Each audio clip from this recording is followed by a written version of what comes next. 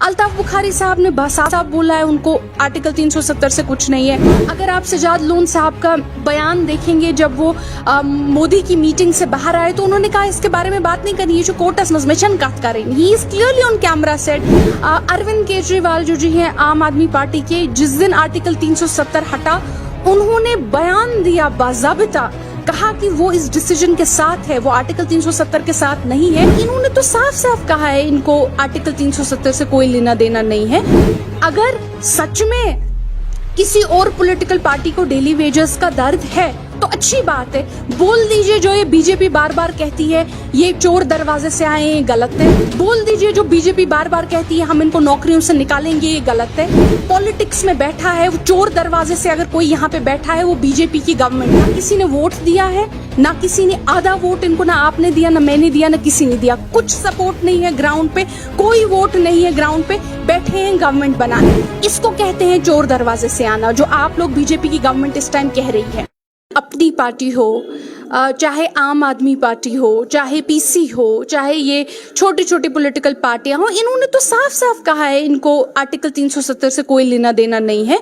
और ये एक बीजेपी फ्रंट क्रिएट करना चाहते हैं जहां पे अगर ये लोग स्टेट में आते हैं एज गवर्नमेंट, ये लोग रेजोल्यूशन सुप्रीम कोर्ट को भेजेंगे कि ये यहाँ के नुमाइंदे बन के सुप्रीम कोर्ट को कहना चाहते हैं कि हमको आर्टिकल 370 नहीं चाहिए। इसमें कोई नई बात तो मुझे नहीं लगता है। अगर आप सजाद लोन साहब का बयान देखेंगे जब वो मोदी की मीटिंग से बाहर आए तो उन्होंने कहा इसके बारे में बात नहीं करनी है, जो कोर्टस मजमेशन कत करें। He is clearly on camera set. Altaf Bukhari साहब ने साफ बोला है उनको आर्टिकल 370 से कुछ नहीं है। अरविंद केजरीवाल जो जी हैं आम आदमी पार्टी के, जिस दिन आर्टिकल 370 हटा उन्होंने बयान दिया, बाज़ाबिता कहा कि वो इस डिसीजन के साथ है, वो आर्टिकल 370 के साथ नहीं है। वो इसके टूटने पर बहुत खुश हैं। ट्विटर पे आप उनके बयान देखिए।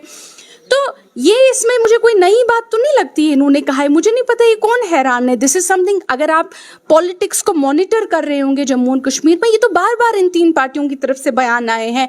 लेकिन जहां तक डेली वेजेस की बात आती है, डेली वेजेस की बात नेशनल कॉन्फ्रेंस ने पहले दिन से की है। हमारे जो एमपी हैं हसनैन मसूदी साहब, उन्होंने रिपीटेडली डेली वेजेस का मसला पार्लियामेंट ऑफ इंडिया में हमारे प्राइम मिनिस्टर के सामने उठाया है कि इस डेली वेजेस के मसले को आप सॉल्व कर दीजिए।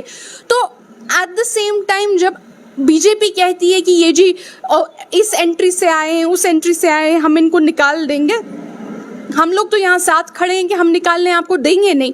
कुछ भी कीजिए, डेली वेजेस आपको परमानेंट करने हैं, इनको आपको तनख्वाहें देनी है और रेगुलराइज करना है। ये मसला तो हसनैन मसूदी साहब हमारे मेंबर पार्लियामेंट ने उठाया है पार्लियामेंट ऑफ इंडिया में। अगर सच में किसी और पॉलिटिकल पार्टी को डेली वेजेस का दर्द है तो अच्छी बात है, बोल दीजिए। जो ये बीजेपी बार बार कहती है ये चोर दरवाजे से आए हैं, गलत है। बोल दीजिए जो बीजेपी बार बार कहती है हम इनको नौकरियों से निकालेंगे, ये गलत है। बोल दीजिए अगर कोई जम्मू और कश्मीर में इस टाइम पे पॉलिटिक्स में बैठा है वो चोर दरवाजे से, अगर कोई यहाँ पे बैठा है वो बीजेपी की गवर्नमेंट है। ना किसी ने वोट दिया है, ना किसी ने आधा वोट इनको, ना आपने दिया, ना मैंने दिया, ना किसी ने दिया। कुछ सपोर्ट नहीं है ग्राउंड पे, कोई वोट नहीं है ग्राउंड पे, बैठे हैं गवर्नमेंट बनाने। इसको कहते हैं चोर दरवाजे से आना, जो आप लोग बीजेपी की गवर्नमेंट इस टाइम कह रही है। ये हम नेशनल कॉन्फ्रेंस कहती है। बोले अल्ताफ बुखारी भी यही बात जो हम कह रहे हैं, बोले सजाद लोन भी यही बात जो हम कह रहे हैं।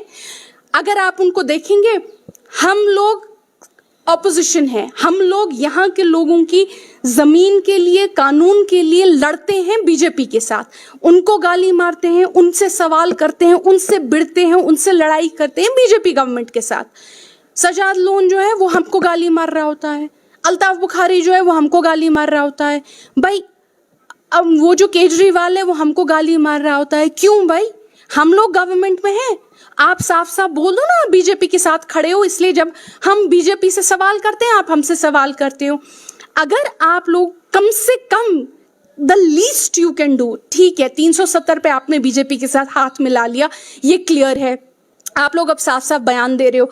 आर्टिकल 35A पे आपने हाथ मिला लिया बीजेपी के साथ, ठीक है भाई, कम से कम डेली वेजेस का सवाल तो बीजेपी के सामने रखो, यहाँ की नौकरियों का सवाल तो रखो, यहाँ के जमीनी कानूनों का रखो, यहाँ की डोमिसाइल का रखो।